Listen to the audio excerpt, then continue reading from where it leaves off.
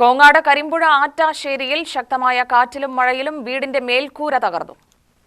കരിമ്പുഴ ആറ്റശ്ശേരി ചാഴിയോട് മദ്രസയ്ക്ക് സമീപമുള്ള കളിക്കണ്ടത്തിൽ മുഹമ്മദ് അലിയുടെ വീടിന്റെ മേൽക്കൂരയാണ് ശക്തമായ കാറ്റിൽ പറന്നത്.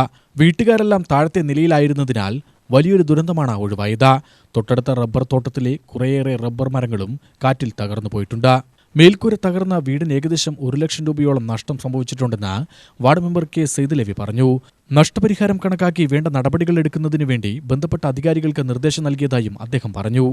രാവിലെ പെടുന്നതിനുണ്ടായ ആ 1 കിലോമീറ്റർ ചുറ്റളവിൽ മാത്രമുണ്ടായ അതിശക്തമായ കാറ്റിൽ ഈ വീടിൻ്റെ പരിസര പ്രദേശത്തുള്ള റബ്ബർ തോട്ടങ്ങളിലെ റബ്ബർ മരങ്ങളും പൂർണ്ണമായും കേടുപാടുകൾ നശിച്ചിട്ടുണ്ട്. വീടിൻ്റെ മേൽക്കൂര തകർന്നത് മൂലം ഏകദേശം 1 ലക്ഷം രൂപയിലധികം നഷ്ടം കണക്കാക്കിയിട്ടുണ്ട്.